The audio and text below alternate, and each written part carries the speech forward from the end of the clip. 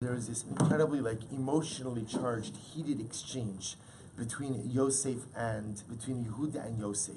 Yehuda is mamish desperate because at the end of the day he made this promise to his father that he is going to bring back Binyamin. I mean, no matter what, he's bringing back Binyamin. No matter what it takes, he's not coming back empty-handed to his father. So, and Yosef again is playing the role of the despotic, unpredictable ruler, and therefore again stands ready to imprison Binyamin. So amazingly enough, Yehuda launches into this entire narrative. It's almost like you see he's desperate to find some compassion in this ruler, and therefore he tells them the entire story about Yaakov, his family. Yaakov's old, he's frail, he's fragile, he already lost the son. So Yehuda says the following, this is in Perek Mem Dalid, Pasuk Chav Gimel. Vatomer el avadecha. So remember again, Yehuda, as part of this narrative, also tells Yosef in a respectful but strong way, you're playing games with us. We just came to buy food. That's all. We just wanted to buy food. And you have been so probing and so prodding in all of your questions. You've asked us about our family. You've asked us about our father. You've asked us about our brothers. I don't understand. Rashi points out that Yehuda, the Medrash brings down that Yehuda says to Yosef, you would think that I'm trying to marry your sister. The number of questions you asked me, right? Like the probing questions, you think this is a shidduch. I just want some grain.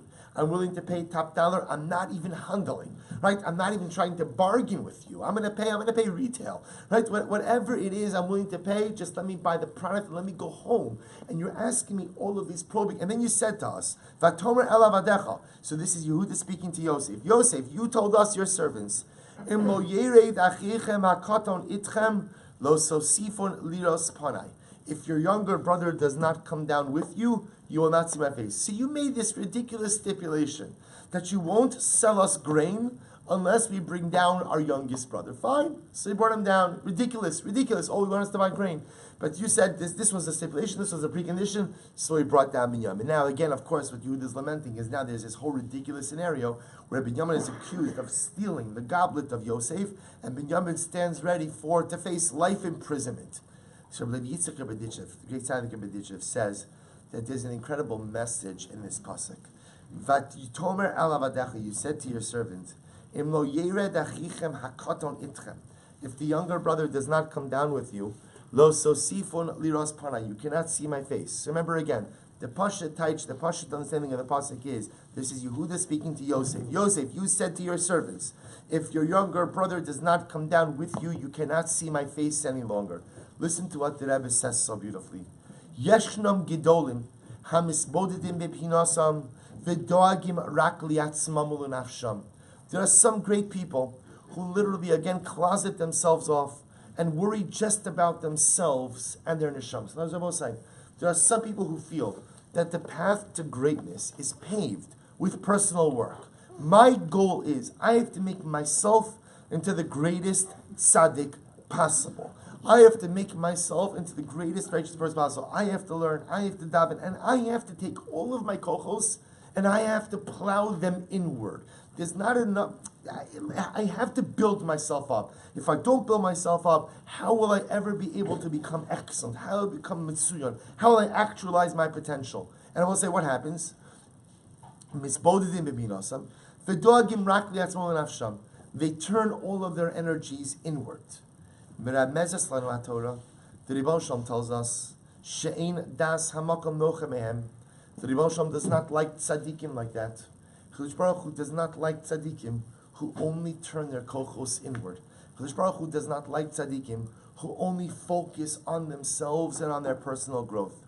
How do we know this? Look, listen to this pasuk. Im lo yered achicham hakaton itchem. If your little brother does not come down with you, im lo tishtadlu lakachas itchem es haktanim mikem. If you don't look out literally for the little guy. I was saying, who's the katan? Who's the katan? The katan is the person ultimately, again, who's struggling. The katan is the person who maybe doesn't practice like you, look like you, believe like you. The katan is the one, again, who might not be so great. The katan is the one who doesn't look so pious. The katan is the one who doesn't look like anything so holy. So sometimes it's tempting to say, I can't spend my time with you.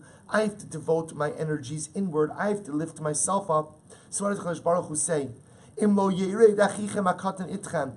If you're not going to look out for your little brother, if you're not going to look out for your fellow Jew, if you're not going to look out for the one who's struggling, if you're not going to try to build up the one who's having a difficult time, lilamdam, to teach them Torah, ladricham, to help them find their way, then what?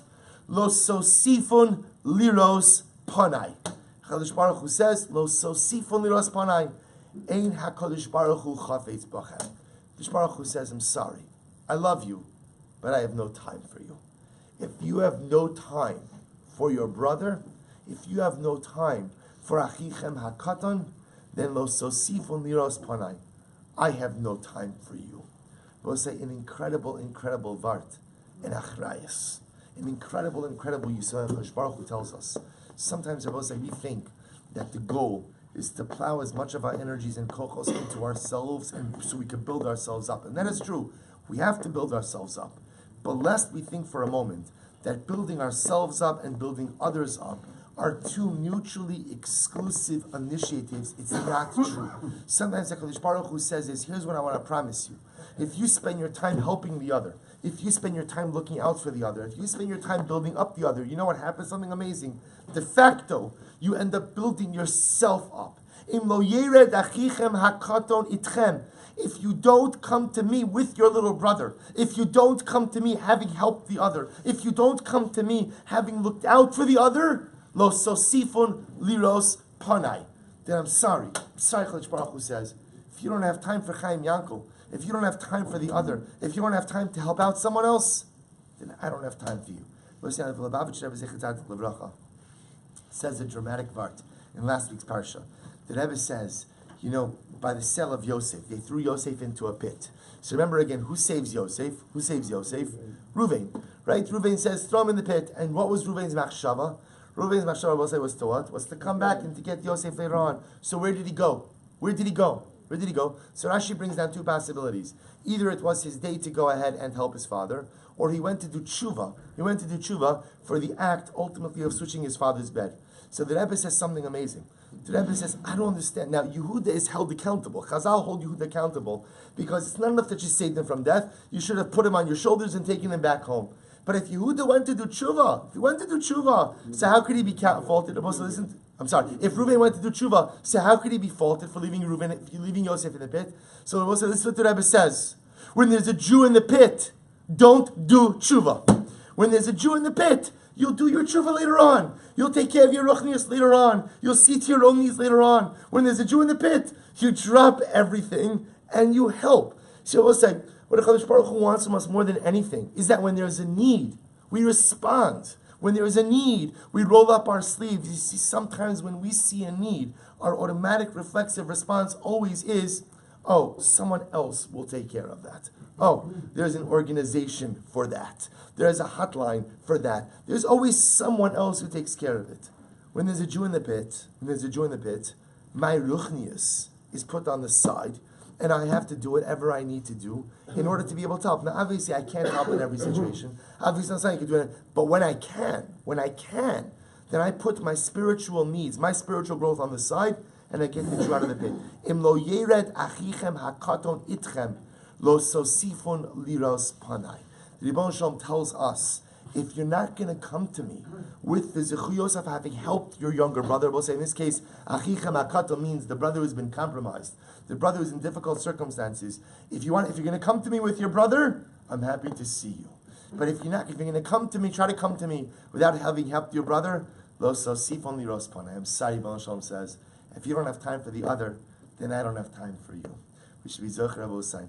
There are so many situations of Jews in the pit, right? So many situations of people in need. Sometimes we think that our job is to focus all of our resources inward. Maybe zocher to help our achicha, to help our little brother in all the different circumstances. And in that zechus, maybe we zocher to be makabel, the panim of the Shechina, together with all of our brethren. Amen.